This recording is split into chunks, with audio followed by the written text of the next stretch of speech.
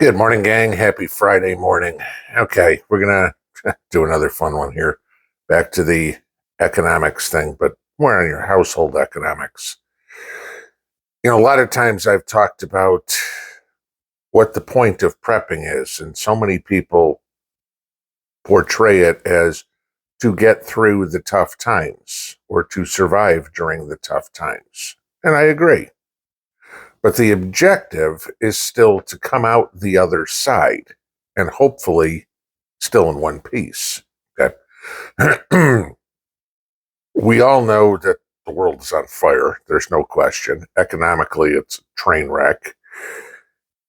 And we're starting to hear more and more problems. We've talked about the similarities between what happened in the 1920s and what's now happening in the 2020s. If you've heard the commentary starting to come out of some of the financial gurus, they're calling what we're in is a silent depression, not recession, not this soft landing BS that we keep hearing out of Washington and stuff like that. Full-blown depression. I have a tendency to agree. Okay. If you look at what Harry Dent said earlier this week, Harry Dent is a well-known economist. Okay. I mean, he's been around forever. I remember listening to Harry Dent back in the 90s when I was a broker. Okay. So, I mean, that's going back, 25 years now. So he's been around. It's not like this is his first rodeo. Harry Dent is calling for a massive economic crash. And I mean, when I say massive, I'm saying making the Great Depression look like a walk in the park. Okay.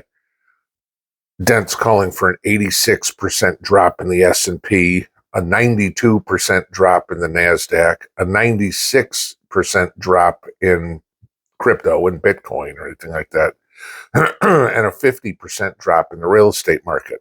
Now, I'm going to say on a personal level, I'm not going to disagree with him. He's obviously got his reasons for thinking that way. I just think it's a little too much, okay?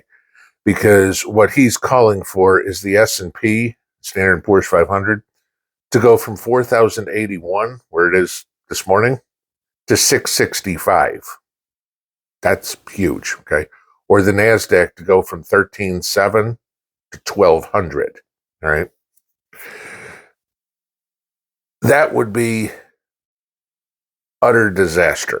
And I'm not talking about because people would lose everything in their retirement savings, whatever they've invested. I don't care how you're set up, if it's mutual funds, if it's individual stocks, if it's annuities, whatever, you'd get crushed, okay, if Dent was right. The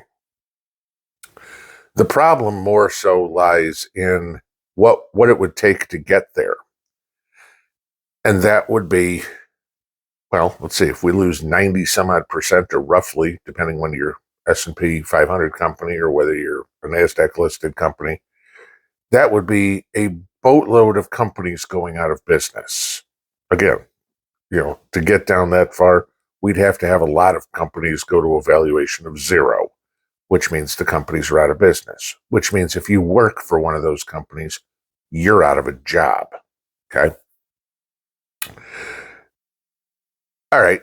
Being out of a job, which I told you guys I believe is going to happen massively once Christmas is over, okay, because don't want to lay off people right before the holidays, want to let them get through Christmas and then drop the hammer on them after they've racked up all the debt buying the Christmas presents. Again, why I say do not go into debt to buy your presents.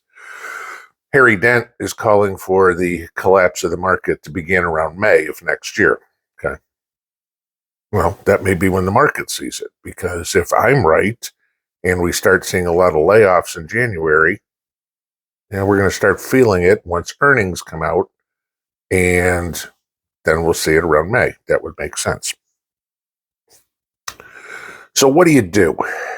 Well, I want to key on the real estate crashing 50%. Those who are going to come out ahead in this, and I'm not saying anybody's going to turn into Jeff Bezos overnight. Those that are going to come out ahead in all of this are the ones that are prepared financially, okay, who have decided to ride out the bad times in a different way. Now, remember what happened during the Great Depression. Take a look at what's happened in like Lebanon or anything like that. And all of a sudden, the banks close. Me and many other channels have talked about bank bail-ins and things like that, which is exactly what a scenario like this would bring up. Okay. You had the woman in Lebanon who was arrested for trying to rob the bank, and her defense was, I wasn't trying to rob anybody. I was trying to get my own money out. Remember what happened during the Depression? The banks were like, we're out of money. That's it. How many times we've talked about how long is it going to be till the ATM is empty, till the teller window is, closed, and you can't get your money out. This is the key. Those of us who have the foresight to get ready for this can take advantage, all right? I know, and everybody else knows that their goal, the powers that be, the World Economic Forum, the Democrat Party, however you want to put it, is for two classes of people, right? Maybe you can figure out how to get yourself here instead of here, should they win. If they don't, okay, fine, then you're still in the middle somewhere, which is what you want to be, or, which is what most of us are. Now, how are you going to do that?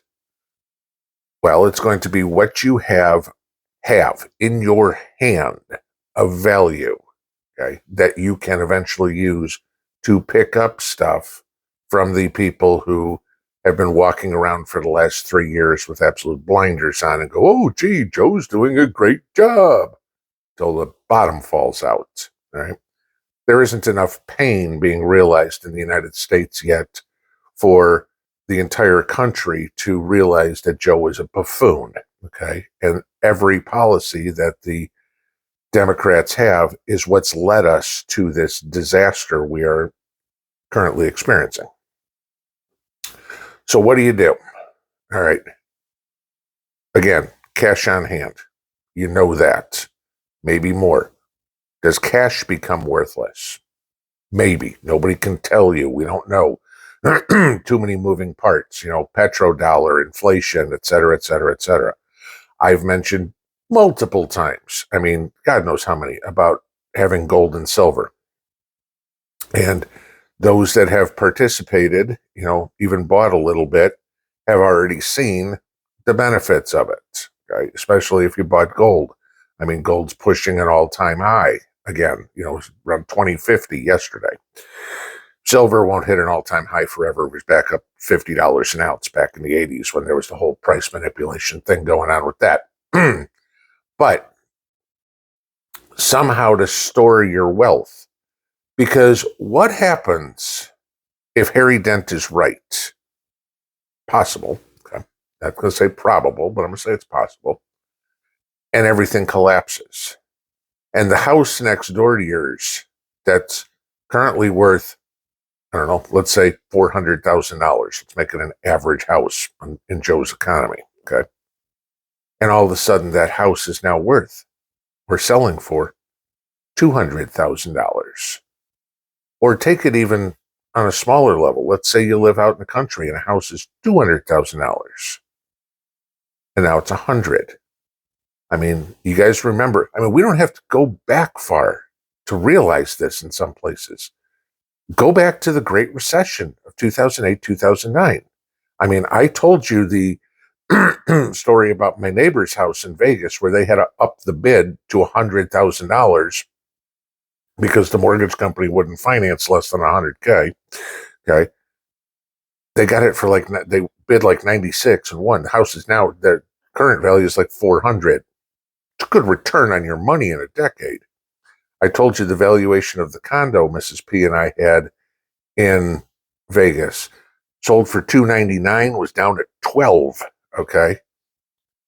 You don't want to be buying up at $299, but hell, buy a condo for $12,000, hold on to it for 5 or 6 years, and you wind up all of a sudden selling it for 60, 80, whatever. There's a good chunk toward retirement, guys. I know they're bigger numbers. Even where am I going to come up with $12,000 or whatever? Figure it out. Figure out how to make yourself as liquid, as ready as possible for when everything falls apart and people are running around like chickens with their head cut off, going, oh my God, I've got to sell, I've got to sell. Good. You want to be the buyer. You know, think of the last scene of the movie Trading Places. Dan Aykroyd and Eddie Murphy. Remember this one? Buy, sell, sell, sell.